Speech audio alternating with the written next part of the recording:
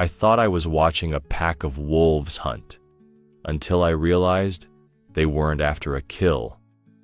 They were about to do something no human would believe. When the wolf burst out from behind the spruce, my breath caught. Because I realized he wasn't looking at me, I froze in my tracks on the narrow, snow-covered trail. The cold air stung my cheeks. The weight of my old rifle slung over my shoulder felt heavier than usual. I was heading home after checking a few traps, a habit I'd kept for decades. This stretch of winter forest was always quiet at dusk, just the crunch of my boots and the occasional raven calling from the pines. But then I heard it, a scream, a woman's voice, high, raw, and frantic. At first I thought I was imagining it. Sound plays tricks in the cold. But there it was again, sharper this time. My eyes swept the clearing up ahead, and I saw her, maybe 30 yards away, in the middle of a small, snow-covered hollow.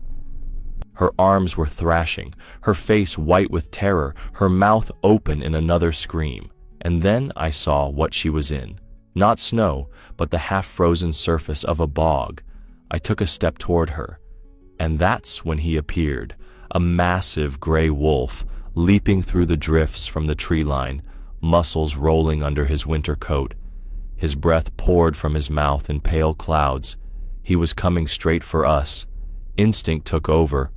My hand shot to the rifle, but I never got the chance to aim, because he didn't charge me. He didn't even glance at me. He stopped, planting himself between me and the woman, head low, legs spread, tail stiff. He wasn't attacking. He was blocking me. I was sure he was about to lunge at me, but he didn't. He just stared, straight into my eyes. I've seen wild wolves before. Their gaze is sharp, calculating, the look of a predator sizing you up. This was different. There was no hatred there, no hunger, just urgency, a deep, almost human worry. And it rattled me more than teeth or snarls ever could. Behind him, the woman flailed, snow and black water sucking at her hips. The bog made a sound like wet cloth tearing every time she moved. The wolf flicked his head toward her, then back to me, almost as if he was trying to tell me something. I took a cautious step to the right. He mirrored it. I stepped left. So did he. He was keeping me in place. "Are you insane?" I muttered under my breath. "She's going to drown."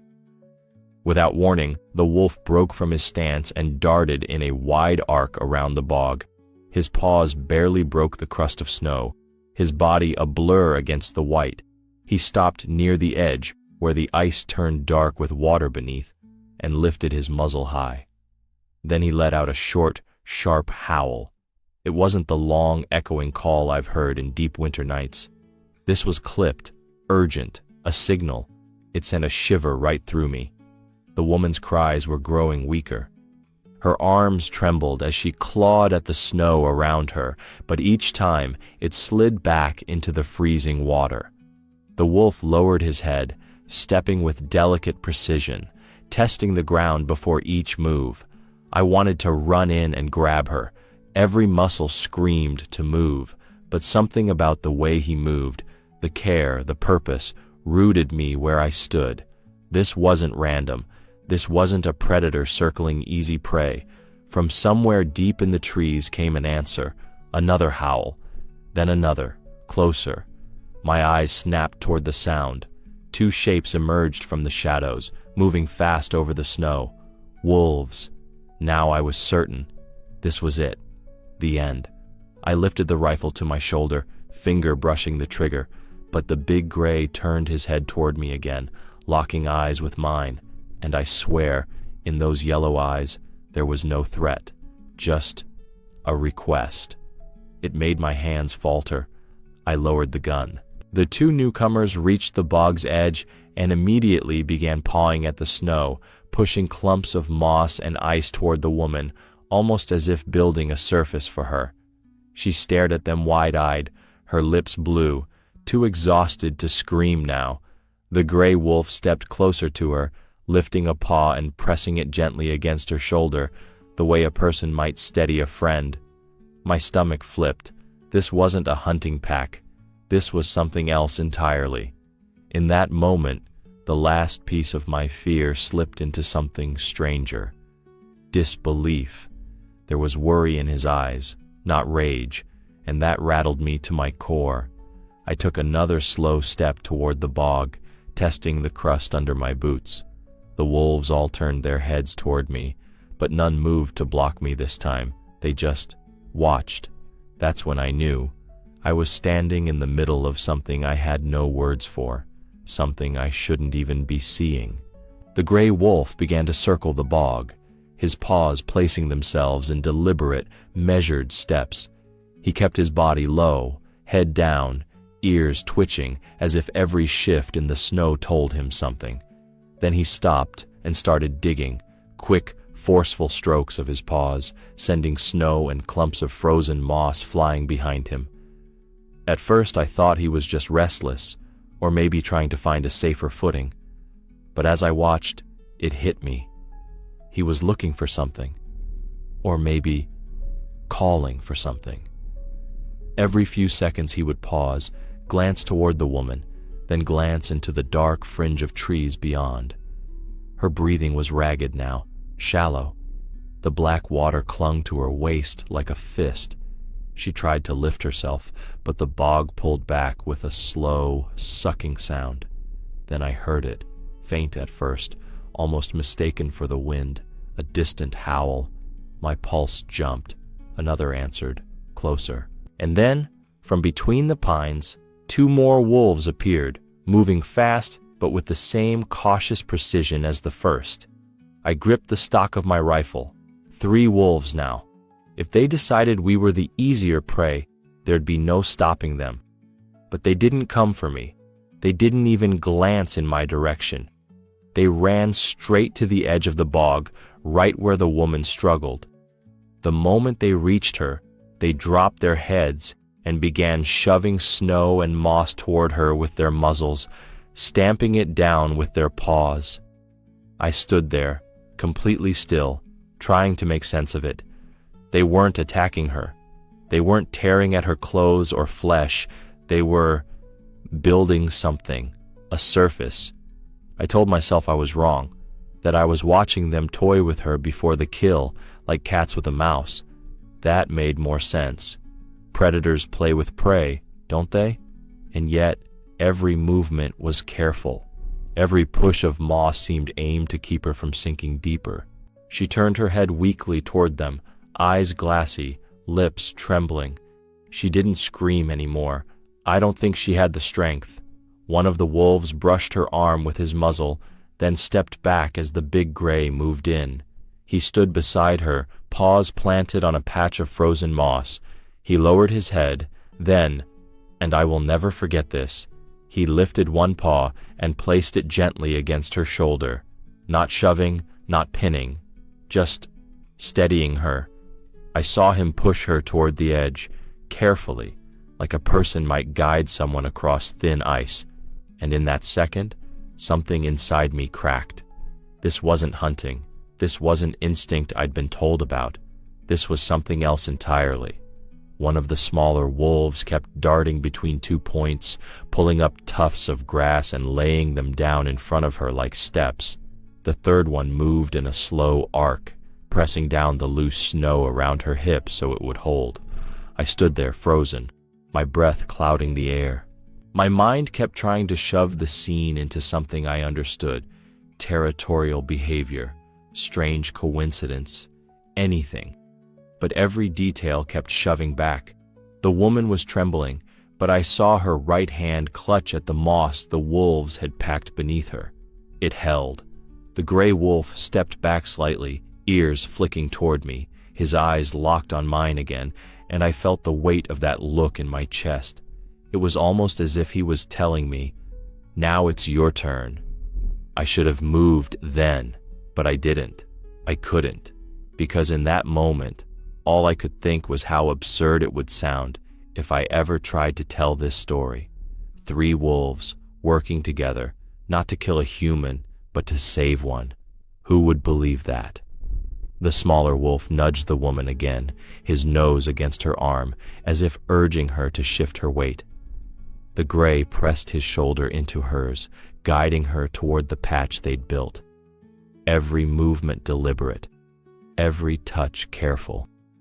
And I remember thinking, if this is playing with prey, it's the strangest game I've ever seen. I couldn't take it anymore, standing there while she fought for her life, while these wolves worked around her. It was tearing at me. My instincts screamed to move. My boots crunched forward through the snow. The gray wolf's head snapped toward me instantly. I froze mid-step. His body stiffened, ears forward, his breath fogging the air between us. The woman's lips moved, but no sound came. She was shivering so hard her teeth clicked, her face ghostly pale. I could hear her breath now, short, shallow gasps, each one weaker than the last. I tried another step. The gray's lips curled just enough to show the faint line of his teeth. Not a full snarl, more like a warning, a boundary. I stopped again. Then, from the corner of my eye, I saw the smaller wolf, the one with a white patch on his chest, clamp his jaws on the woman's scarf. He tugged, sharp and deliberate. The other wolf, the darker one, grabbed at the strap of the bag slung over her shoulder. They weren't biting her. They weren't even tearing at the fabric like scavengers. They were pulling, testing. For a moment, her body shifted upward an inch or two. A wet sucking sound came from the bog, like it didn't want to let go. Her head tilted toward them, and she whispered something I couldn't make out. Her voice was hoarse, just a broken thread of sound. Every muscle in me wanted to run in and take her hand, but the gray was still between us, eyes locked on mine. Then something changed. He let out a short, low chuff, not a growl, not a howl, and stepped back. 3 paces. The 2 smaller wolves still tugged gently at her clothes, trying to coax her forward. The gray kept backing away until he was no longer between me and her. Then he stopped, squared himself to me, and met my eyes again. I thought, finally, he understands. He's letting me in. He's decided I'm not a threat. I took that first step toward her, heart pounding in my ears. The snow under me gave a little, the crust cracking. I kept my eyes on the woman's, trying to will her to hang on. But then the gray moved again. Forward this time, fast, closing the gap between us in 2 long strides. Not charging, not snapping, but with such sudden purpose that I stopped dead. He stood there, chest heaving, our faces maybe 6 feet apart, and in his eyes, it wasn't trust, it wasn't even warning. It was something heavier. It was expectation. He was looking at me like I was the one who had to make the next move, the final move, the one to end this. That look pinned me harder than any threat could have. It was like he was saying, I've done what I can. Now it's on you. The woman's arms slid down, her fingers brushing the surface of the moss they'd packed. The smaller wolf shifted his grip on her scarf, pulling in a slow, steady rhythm, like he'd done it before. The darker one kept pressing moss under her, pushing it toward her hips with his snout. I swallowed hard and stepped forward again. This time, the gray didn't block me. He moved aside, pacing to my left, his gaze flicking between me and her. I was close enough now to see the ice crusting at the edges of her hair, the gray blue of her lips. I could smell the bog, that sour, earthy rot beneath the snow. I reached for her, kneeling on the hard-packed snow the wolves had built up. My gloves closed around her wrists. Her skin was ice-cold. She was lighter than I expected, as if half her weight had already gone into the water. The smaller wolf gave one last tug on her scarf, then stepped back, ears flat. The darker one did the same, standing just far enough away to watch. The gray stood perfectly still, eyes never leaving mine. I realized my hands were trembling. I pulled. She rose an inch. The bog groaned. I pulled again, teeth clenched, feeling the icy water splash against my boots. And for the first time since he appeared, the gray wolf took a step forward, not to interfere, but to stand beside me, shoulder to shoulder. I didn't dare look at him, but I could feel his presence there, not threatening, not even protective, just present, as if to say, "We're doing this together." I dropped to my knees. The cold bit through my pants instantly, but I didn't care. The only way to reach her was to crawl, slow and low, keeping my weight spread over the crust of snow the wolves had trampled into place. The gray wolf watched me for a moment, then moved to the side, clearing a path. The other two stepped back as well, circling to the edges of the bog as if they knew exactly where the ground was safest. I started forward, inch by inch. The ice groaned beneath me, a deep, hollow sound that made my gut tighten. Each time my knee pressed down, the snow cracked in a jagged line toward the water. When I was halfway to her, I felt the surface shift under my chest, and then give. The crust split with a sharp crack, and I sank, the cold water grabbing my leg like a hand. I gasped. My arms shot out to spread my weight, but the hole widened, the snow breaking away in chunks. The shock of the icy water sent pain straight up my spine. My boot was stuck, the suction pulling me down. Before I could even think to shout, there was a rush of movement beside me. The gray wolf lunged forward, teeth flashing, and clamped onto the thick fabric of my jacket. He jerked backward, the force nearly dislocating my shoulder, but my leg came free. I slid onto firmer snow, heart pounding so hard I could hear it in my ears. The wolf released me immediately, stepping back without so much as a growl. I lay there for a second, sucking in ragged breaths, staring at him. His sides heaved, steam rising off his coat, and all I could think was, he just pulled me out. I crawled forward again, more carefully this time. The wolves shadowed my movements, keeping just far enough away to avoid adding their weight to the fragile surface. The woman was sinking fast now. The water had climbed to her waist, the black surface lapping against the heavy folds of her coat. Her eyes were half closed, her lips moving without sound. "Stay with me," I muttered, the words as much to myself as to her. The gray reached her first. He crept to the edge, leaned down, and bit into the thick fabric of her sleeve. Not hard, just enough to hold. He braced his legs wide and began to pull, slow and steady. I slid in beside him, lying flat to spread my weight, and reached for her hands. Her skin was like ice. My gloves slipped on her wet fingers, so I locked my grip around her wrists instead. "Got you," I said, though I wasn't sure if she could hear me. We pulled together, me from the front, the wolf from the side. She shifted upward, just a little, enough for the bog to make a sick, sucking sound. Her legs kicked weakly under the water. I gritted my teeth and pulled harder, feeling the strain in my arms and lower back. The wolf gave a short, deep growl, not at me, but in effort, and his paws dug deeper into the snow for leverage. Slowly, inch by inch, she began to rise. First her hips cleared the surface, then her thighs. Water poured off her clothes in sheets, soaking the snow beneath us. With one final heave, she slid onto the mossy patch the other wolves had built, collapsing face down in the snow. She coughed once, twice, water spraying from her mouth. I scrambled closer, rolling her onto her back, checking that she was breathing. Her chest rose and fell in shallow, quick movements. Her eyes fluttered open for half a second, then closed again. I turned to the gray, ready to say something, though I had no idea what. But he was already stepping back, his gaze sweeping over both of us like he was taking stock. We had her out. She was alive. And for the first time since this all began, I let myself believe it was over. We'd done it. We'd pulled her from the bog.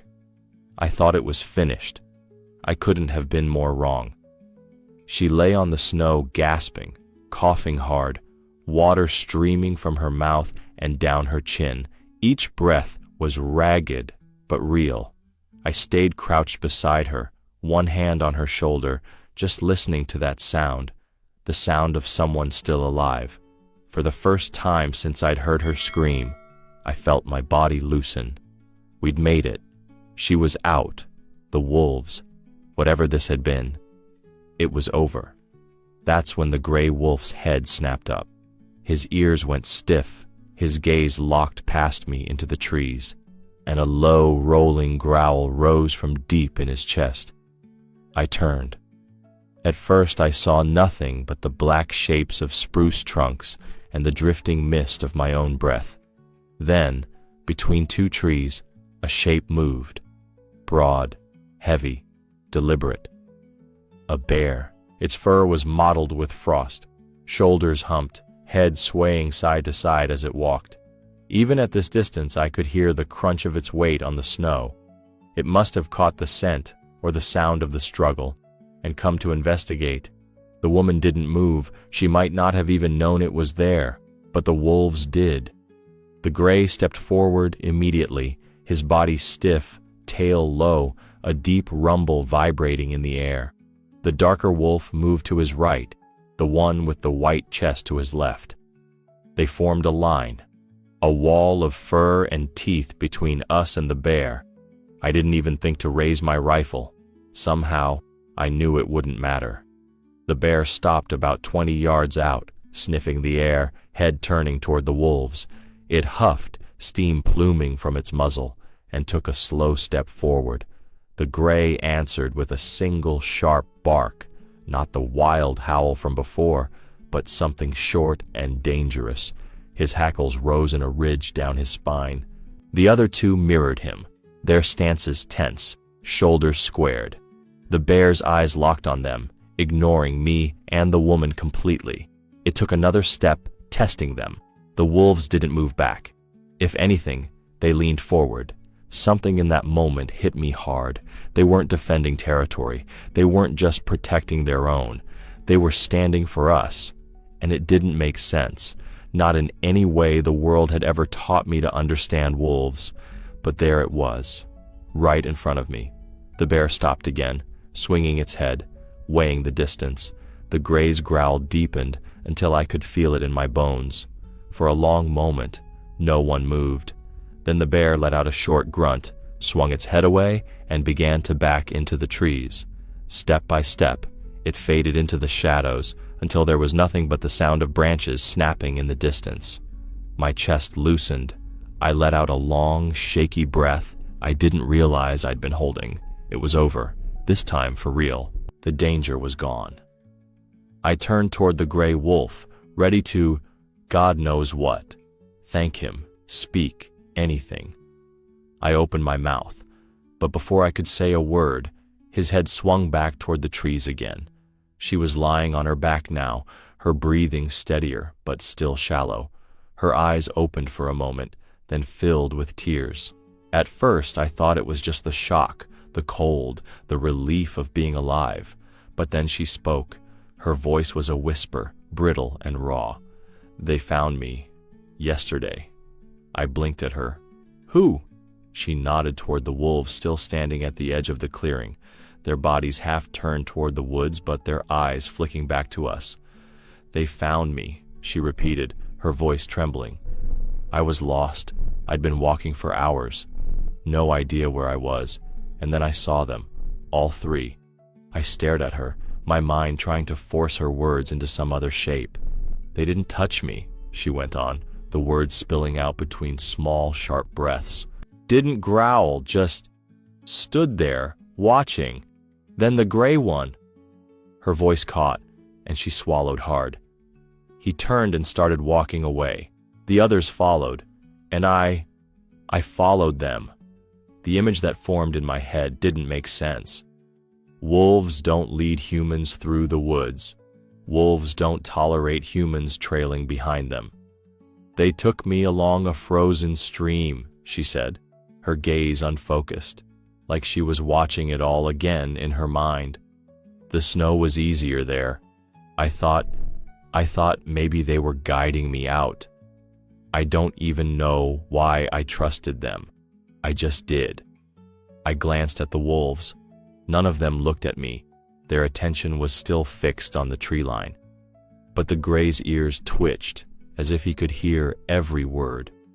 It got dark, she continued, her voice quieter now. I tried to keep up, but I was tired. I must have fallen behind. I saw them waiting for me up ahead, and I hurried. Her voice broke. I stepped wrong. The ice, it just gave way. I went through, into the water under the snow. Her hands clenched at the fabric of her coat. I screamed. They were there in seconds. All three. They tried to pull me out, but I was stuck, and the light was gone. I told them to go, but they stayed. They stayed all night. I could see it now, her trapped in that dark, freezing hole, the wolves pacing the edge, unable to help, but refusing to leave. The idea sent a cold through me that had nothing to do with the snow under my knees. In the morning, she whispered, they started building something, pulling moss, packing snow. I didn't understand. I still don't. She shook her head slowly, as if the weight of it was too much. Her voice was fading, each word softer than the last.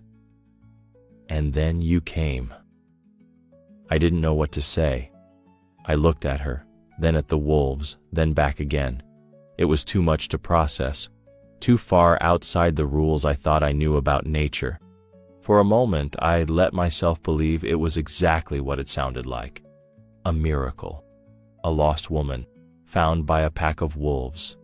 Wolves that didn't harm her, but guided her, stayed with her, protected her, even tried to save her when she fell into the bog. I thought this was a story about a miracle, but I was wrong. She was quiet for a moment, staring up at the pale winter sky. Her lips trembled as she spoke again, softer than before. They weren't looking for me, she said. I frowned. What do you mean?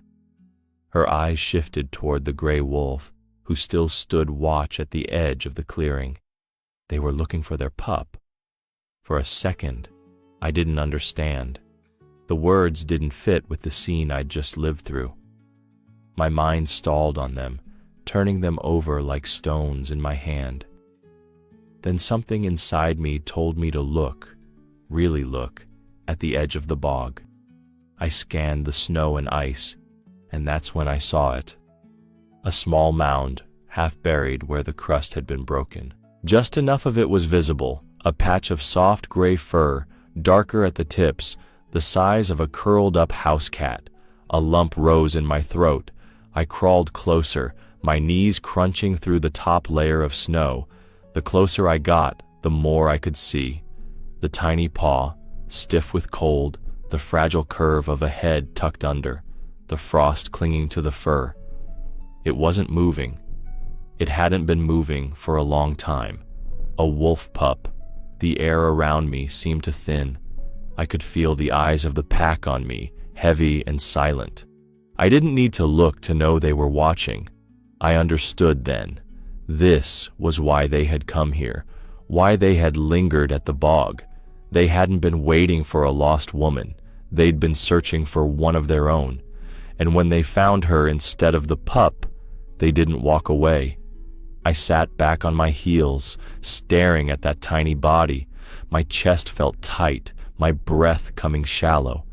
I thought of the hours they must have spent here before I arrived, trying to pull it free, nudging it, digging around it, refusing to accept what had already happened.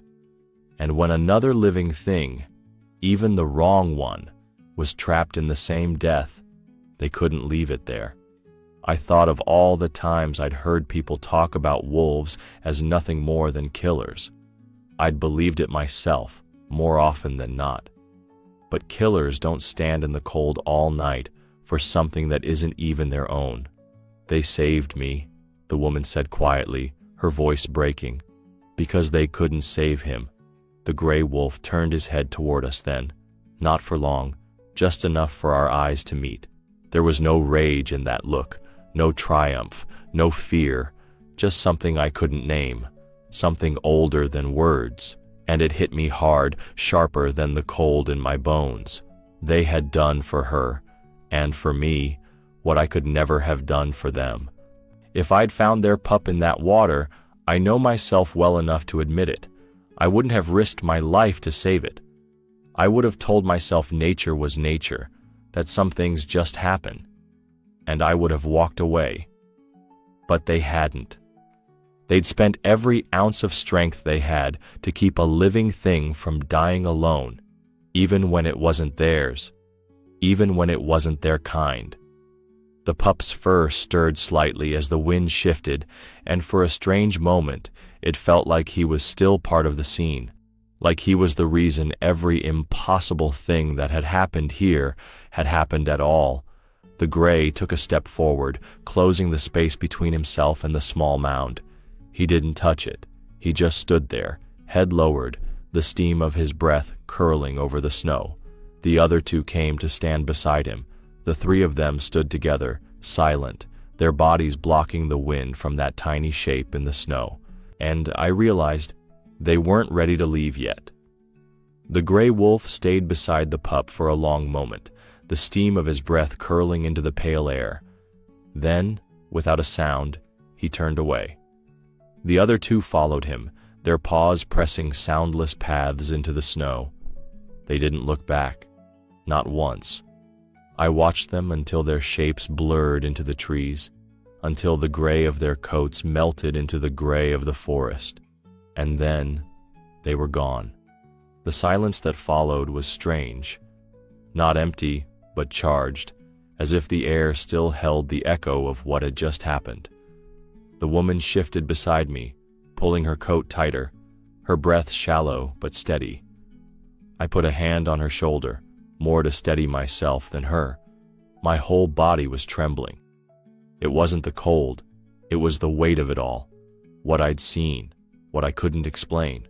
My mind kept circling back to the same thought, over and over, like a line carved into stone. Animals remember kindness, even when you haven't given it to them.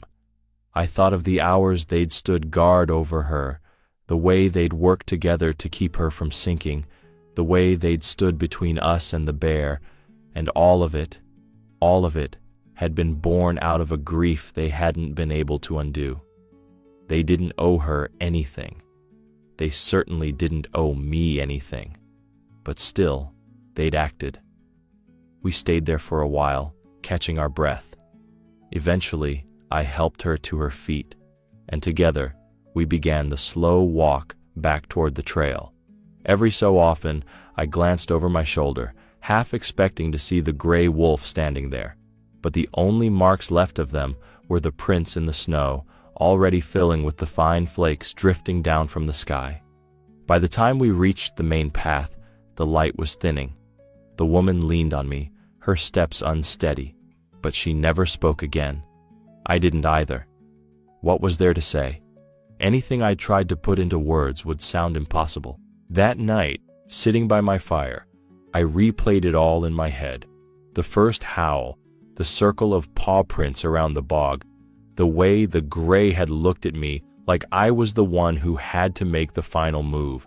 And no matter how many times I turned it over, it still didn't feel real. But it had been real. I'd seen it. I'd felt the pull of the gray's teeth on my jacket, the weight of the woman's wrists in my hands as we dragged her free. I'd heard the rumble in his chest when the bear appeared, and I'd seen the still shape of the pup and the way they'd stood over him. The image wouldn't leave me. A week later, I went back. I told myself it was to check the traps, but I knew that wasn't true. I needed to see the place again, to prove to myself it was still there, that I hadn't dreamed the whole thing. The snow was deeper now, the air sharper. The clearing was quiet when I stepped into it, just the faint creak of trees swaying in the wind. The bog lay frozen and still, its surface covered in an unbroken layer of white. But when I came closer, I saw them, tracks, fresh ones. They curved along the edge of the clearing, just where the wolves had stood that day. I followed them with my eyes. And then I saw something else, my own boot prints, From that day, shallow now, softened by snow, but still there, and right beside them, so close they nearly overlapped, paw prints, 3 sets, 1 large, 2 smaller. They'd walked where I had walked, step for step. I knelt down, tracing the edge of one with my glove. The shape was perfect, the snow inside still crisp. These weren't old, they'd been here recently, maybe even this morning. For a moment I just stared, my breath hanging in the cold air. It hit me then. They hadn't just been passing through. They'd come back, and they'd remembered this place, remembered me. The thought tightened something in my chest. Not fear, not exactly awe either. Something heavier, something that made me feel small in the best possible way. Because whatever this was, whatever had happened here, it was no accident. I stood there for a long time, my eyes moving between the paw prints and my own fading tracks. The wind brushed against the back of my neck, cold and light. Somewhere in the distance, far enough that it might have been my imagination, a single howl rose over the snow. I closed my eyes and let it wash over me. People say things like this don't happen, that wild animals are wild for a reason, that there's no room in nature for mercy, or for grief, or for anything like what I'd seen. But I know better now, because I was there, and I saw it myself. If your heart is full of reverence right now, right, nature is wiser than we are. I thought I was seeing a predator carrying its kill until I realized the wolf had a human baby in her jaws, and she was walking straight toward me. When I saw the she-wolf with a baby in her jaws, my breath caught in my throat, because I knew this wasn't an accident. At first, I thought my eyes were playing tricks on me. It was late December, the kind of cold that cracks tree branches in the night. Snow was knee-deep, and there she was, moving down the narrow logging road, her paws sinking deep with every step. I froze where I stood, gripping the leather strap of my rifle, not daring to move. My heart was pounding so loud, I was certain she could hear it. I've spent more than 60 years in these woods. I've seen wolves before, fast, wary shadows, always ready to vanish. But this one, she was different. Her fur was thick with frost along her neck, her amber eyes fixed straight ahead, and in her jaws, God help me, was a human infant, not torn, not bleeding. The baby was wrapped in a thin, ice-crusted blanket. I swear I saw a tiny arm slip free, skin red from the cold, and the she-wolf lifted her head higher, so that little hand wouldn't brush the snow. My brain raced for an explanation. Was it an attack? A rescue? Was I hallucinating from the cold?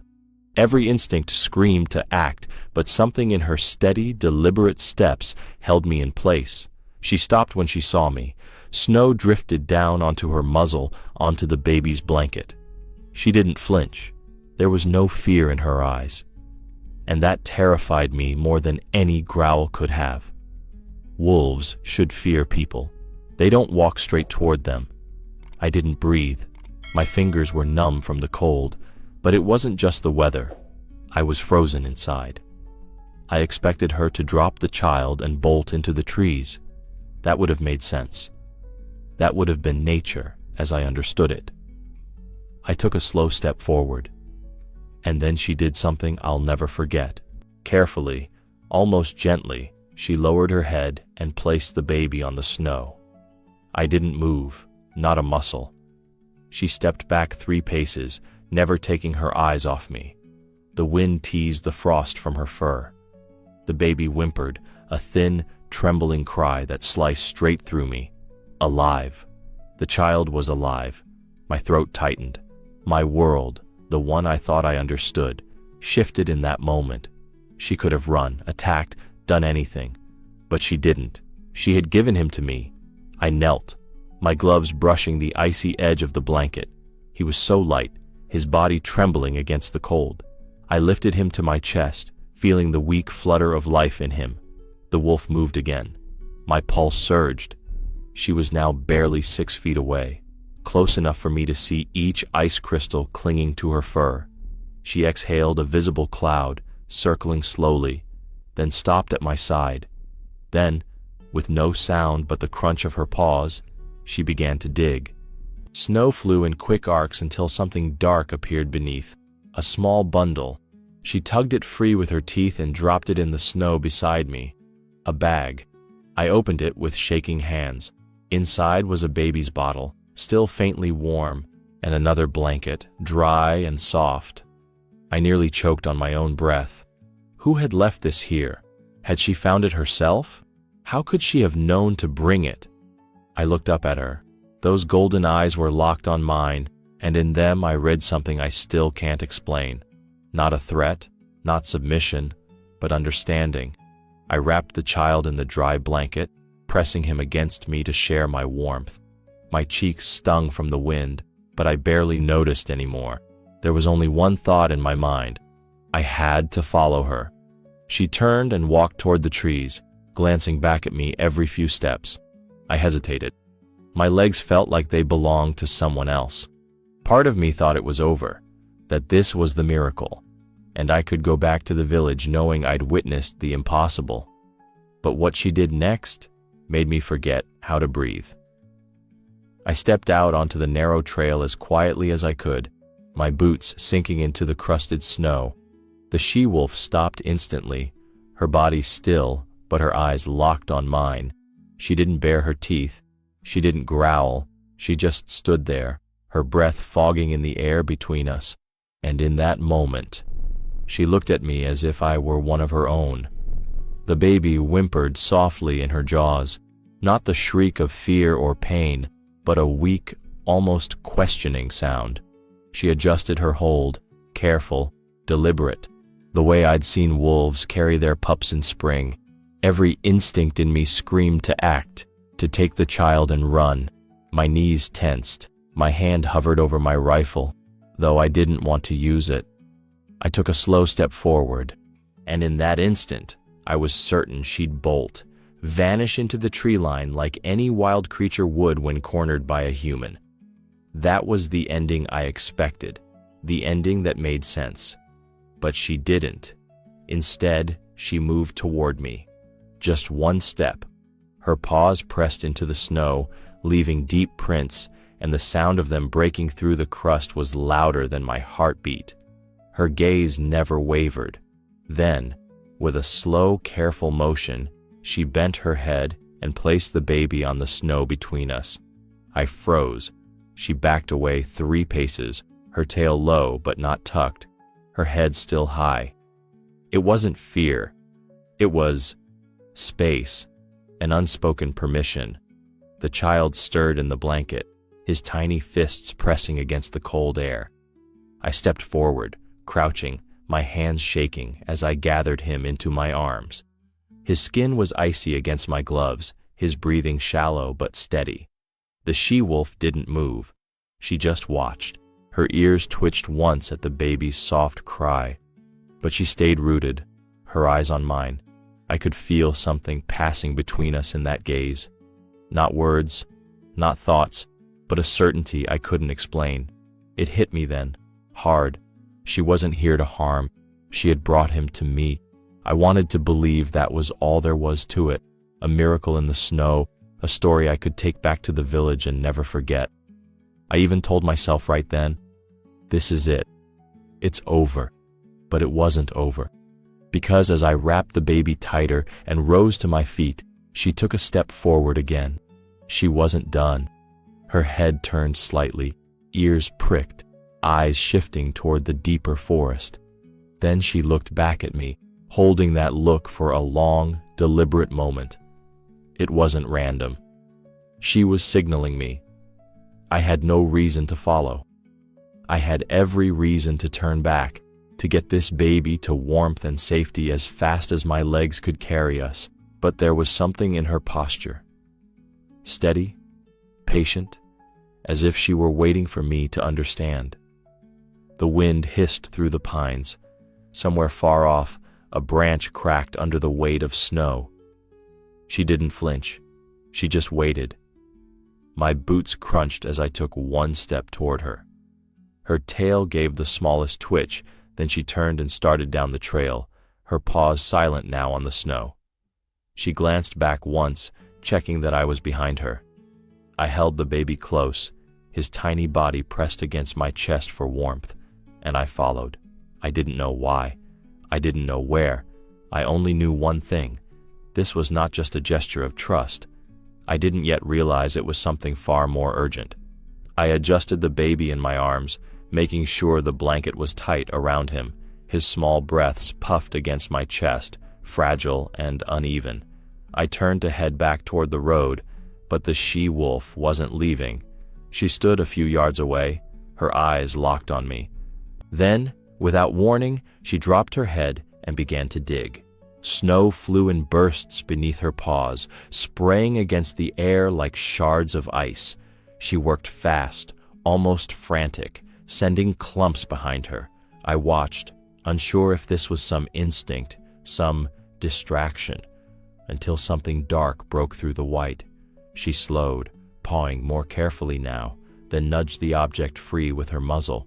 It was a small canvas sack. She backed up slightly, letting me see it. My boots crunched over the snow as I crouched down, keeping one arm firm around the baby while reaching for the sack with the other. The fabric was stiff with frost, but it wasn't frozen solid. I pulled the flap open. Inside was a baby's bottle, capped, half-filled, and still faintly warm. Beneath it was a folded fleece blanket, dry and soft. For a moment, my brain couldn't make sense of it. A wolf didn't collect human things. Someone must have dropped this, maybe days ago, and she'd found it by chance. That's what I told myself. That made it easier. I even muttered aloud, some hiker must have lost it. But when I looked up, she was staring at me again. Not just staring, holding me there with her eyes. Then she made a sound. It wasn't a snarl. It wasn't the sharp bark wolves use to call their pack. It was lower, almost a growl, but steady, like she was urging me, pressing me forward.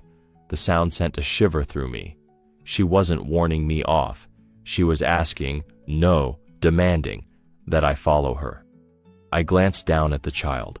His eyelids fluttered, his lips moving faintly, as if trying to feed. My instincts told me to get him back to warmth as soon as possible. Every second in this cold was a risk. And yet, there was something about the way she stood, her body angled toward the forest, but her head turned toward me, ears pricked, waiting. It was absurd to think an animal could be telling me something. But she'd already done the impossible by bringing me this child alive. Was I really going to decide, right here, that I'd reached the limit of what I was willing to believe? I took a breath and stepped toward her. She shifted instantly, turning deeper into the woods. Every few paces she'd look back, checking that I was still behind her. I clutched the baby close, feeling the faint warmth of the bottle in my coat pocket, and moved as quickly as the snow would allow. The forest closed in around us. Branches heavy with snow bent low, brushing my shoulders. My breath came out in clouds, mixing with the thin mist of hers, when she slowed to let me keep up. I told myself this was crazy. I told myself I was risking both our lives following a predator into the deep woods in the middle of winter. But I couldn't shake the feeling, deep in my bones, that turning back now would mean leaving something undone. I didn't know it yet, but this was no random trail she was leading me on. I kept going, and that's when it began. The kind of thing you don't even want to imagine. The she-wolf's trail cut deeper into the forest, winding between tall pines until the trees thinned into a small clearing. My legs burned from pushing through the drifts, but I kept going, clutching the baby to my chest. Then I saw it. At the far side of the clearing, a massive spruce had toppled in the last storm, its trunk heavy with snow. Beneath it, half buried, was the faint outline of a vehicle. For a moment I thought it was abandoned, just another wreck the winter had claimed. But as I got closer, I saw the frost patterns on the glass, the way they had melted slightly on the inside. There was someone in there. The she-wolf slowed, circling the car in wide, deliberate arcs. She didn't approach the doors. She didn't try to get inside. She just kept her distance, eyes sweeping the woods, ears flicking at every sound. I waded through the snow to the driver's side, brushing away the powder that had built up against the window. A woman sat slumped in the seat, her head resting against the steering wheel. Her skin was pale, her lips tinged blue. For one heart-stopping second, I thought she was gone. Then I saw the faintest rise and fall of her chest. She was breathing, barely. I tried the door. It resisted for a moment, frozen in place, then gave way with a groan. Cold air rushed in. She stirred slightly, a shallow gasp escaping her lips. I glanced back at the wolf.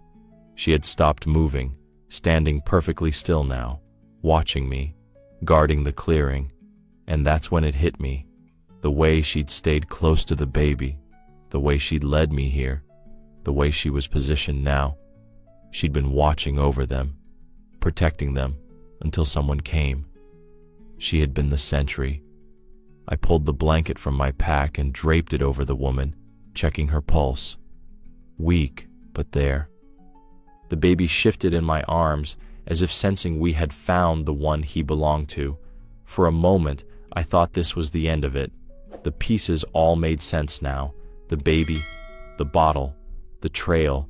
She'd brought me to his mother. My job was clear. Get them both out. Get them warm. Get them safe. I even let out a breath I didn't know I'd been holding. But before I could take another step toward the car, the she-wolf turned. She didn't wait for me. She didn't look back. She simply slipped between the trees, her gray coat vanishing against the snow and shadows. It was like she'd finished what she came to do. I thought that was the last I'd see of her. I was wrong. Her story had only just begun. Several days passed before my hands stopped shaking whenever I thought about that day in the woods. The woman and her baby were safe now, recovering in the small clinic in town. I'd checked on them twice, though I didn't tell her exactly how I'd found them. I wasn't sure she'd believe me, but I couldn't stop thinking about the wolf. Every night, lying in my cabin, I'd see her amber eyes in the dark, hear the crunch of her paws in the snow, feel that strange certainty in my chest, that she'd trusted me with something beyond comprehension. I told myself she was long gone, back to her own life somewhere deep in the forest, and that I'd never see her again. Then, one morning, I was out checking trap lines along the riverbank when movement caught my eye. She stepped out from between the spruces, the sunlight flashing along her fur. For a second, I thought I was imagining her, just my mind pulling me back to the memory. But no, she was real. She was here, and she wasn't alone. 3 small shapes stumbled after her, their paws clumsy in the crusted snow. Wolf pups, barely old enough to keep up with her, their ears too big for their heads, their legs wobbly. I froze where I stood, my breath caught halfway in my throat. She spotted me instantly. There was no hesitation in her steps. She padded forward, her pups trailing behind, stopping every few feet to sniff the air or tumble into one another. My first instinct was to turn and leave, to give her space. She was with her young, and wolves can be unpredictable when it comes to protecting their own. That was the smart thing to do, the safe thing. I even started to step back, telling myself, this isn't my place, but she didn't growl, didn't stop. Instead, she kept closing the distance between us until she was just 10 feet away. Then she turned her head, made a soft, low sound, and the pups came stumbling up beside her. One by one, they moved closer, so close I could see their tiny paws pressing into the snow. The smallest one, with a patch of white on his chest, sniffed at my boot before collapsing in a little heap. And that's when it hit me. She was showing them to me. She was introducing me to her family. The air seemed to still around us. The river murmured faintly under the ice, but all I could hear was the pounding of my own heart. I crouched slowly, meeting her gaze. There was no fear in it, just that same strange recognition I'd felt before. We stayed like that for what felt like minutes, neither of us moving, the pups nosing around in the snow between us. It should have ended there, a quiet moment in the winter sun before she gathered her young and slipped away. But then I noticed something. Tracks in the snow. Not hers, not the pups. Bigger, wider, leading away from the tree line and looping around behind us. Bear tracks. I didn't understand why they were there yet, but I would. And when I did, I realized she hadn't just come to show me her pups. She had come because she needed me again. The bear tracks were fresh. I could tell by the way the snow edges were still crumbling into the depressions. The size of them made my stomach tighten. A big male, heavy enough to break through the icy crust with every step. And he was close. The she-wolf stood over her pups now, her ears high, her gaze fixed on the direction the tracks came from. Her tail was low but steady, no panic, just readiness. That's when I understood. She hadn't just wandered into my path to show me her family. She had led me here, the same way she had with the baby. She needed help. I looked down at the tracks again, following their arc through the trees. They weren't random. They looped around, then angled toward the clearing where her pups had been playing in the snow. The bear wasn't just passing through. He was hunting. I swore under my breath and reached for the old radio in my coat pocket. I wasn't far from one of the other lines, where 2 hunters were working their own trap checks. They answered quick, their voices cracking in the cold air. Within 10 minutes, I heard the crunch of snowshoes and the rattle of rifles being unslung. The bear must have caught our scent before we saw him. A low, rolling growl came from the tree line, and then he stepped out, a massive, dark shape against the white. His head swung slowly from side to side, and even from 30 yards I could see the frost caked on his muzzle. The hunters spread out, shouting, waving their arms. I fired a single shot into the air, the sound exploding through the clearing like a thunderclap. The bear stopped, sniffed, then let out a bellowing roar that rattled in my chest. It could have gone either way, but after a few long, tense seconds, he turned. The crunch of his retreat faded into the forest, leaving only the echo of our voices and the quick panting of the wolf pups. I lowered my rifle. The hunters moved in closer, one of them muttering, "Never seen one that bold this early in the season." I didn't answer. My eyes were on her. The she-wolf stood at the far edge of the clearing, the pups pressed against her legs. She didn't move toward me, didn't make a sound, but her gaze was steady. And I knew she understood what had just happened. Then, with a flick of her ears, she herded the pups toward the shadow of the trees. I thought that was it. I'd done my part. She would vanish now, the way wild things do, folding back into the wilderness, where I'd never find her again. I even told myself she was gone for good. But the next morning, I saw her again. Not close, just a pale shape between the trunks, half hidden by mist.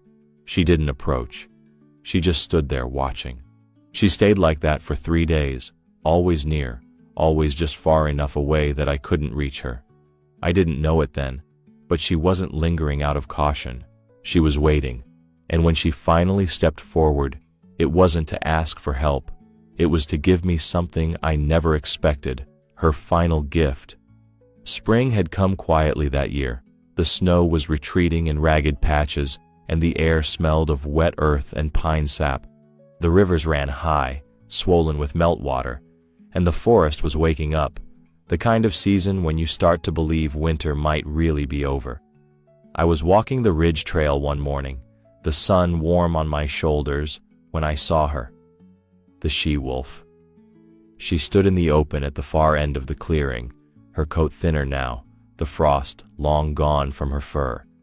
There was no tension in her stance, no flicker of caution in her eyes. I stopped where I was, the years of habit telling me not to crowd her space. But she didn't move away. Instead, she came toward me. Her steps were unhurried, steady, the pads of her paws almost silent against the damp ground. When she reached the edge of my shadow, she began to circle me slowly, not in a predator's arc, but in something else entirely. Then she stopped in front of me, her head lowered, her jaws opening just enough for something to drop onto the ground at my feet, a piece of fresh deer hide. I stared at it, not quite believing what I was seeing. Wolves sometimes carry food for their pack, their pups, but this wasn't for them. This was for me, a gift. The weight of that sank into me so hard, I had to take a breath before I could move. I crouched, my eyes never leaving hers, and picked up the hide. It was still warm from the hunt. She watched me without blinking, her amber gaze steady. And that's when the thought struck me, clear as the morning air. This is gratitude I haven't earned, because what I had done, bringing her to the mother and the child, helping protect her pups, it didn't seem like enough to warrant this. Not from her, not from the wild. We stayed like that for a long moment, two creatures from different worlds sharing the same space, neither of us making a sound. Eventually, she stepped back. Her tail swayed once, a slow, deliberate movement, before she turned as if to leave. I thought that was the end of it. That this was the closing of our story, the part where we both walked away with nothing left unsaid. But then I heard a voice, a woman's voice. I turned, and there, just beyond the line of bushes, was the mother. The same woman I'd pulled from the frozen car months ago. Her hair was longer now, her face fuller, the pallor of that winter day replaced with color, and in her arms was the child. The same child I had first seen in the wolf's jaws. They both stood there, the woman smiling faintly, the boy's wide eyes fixed on me, and then, to my surprise, on the wolf. The she-wolf had stopped. She looked at them, and the boy reached a small hand toward her from the safety of his mother's arms. The forest felt suddenly smaller, as if the distance between all of us had collapsed into a single point in time. And that's when I understood. She stepped out from the trees, the boy in her arms, the spring sunlight warming both their faces. I still had the piece of deer hide in my hands, its warmth fading into my palms. For a long moment, no one moved. The she-wolf stood at the edge of the clearing, her head high, her amber eyes shifting between me and the woman. It was the woman who broke the silence. "I've been looking for you," she said, her voice quiet, almost hesitant. I took a step toward her, the soft earth muffling my boots. You're all right?" She nodded, her gaze dropping briefly to the child in her arms before lifting again to me. "We are. Because of you." I started to shake my head, but she cut me off. "And because of her." The boy wriggled slightly, his eyes fixed on the wolf, a tiny hand reaching out toward her. The she-wolf didn't move closer, but she didn't back away either. The woman's voice dropped, almost as if she wasn't sure she should say what came next. That night, I remember pieces. I'd been driving too fast, trying to beat the storm. The car slid, hit something, rolled into the trees. I must have blacked out. But before I did, she glanced at the wolf again. I saw her. My breath caught. She was just sitting there, the woman said, right outside the broken window, snow falling all around her. I could barely move, but I remember her eyes.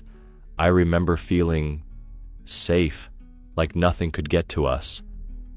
I could see it in my mind, the car half buried in snow, the woman slumped inside, and the she-wolf standing guard in the blizzard, watching, waiting. She didn't let anything near us, the woman went on. I heard movement in the dark.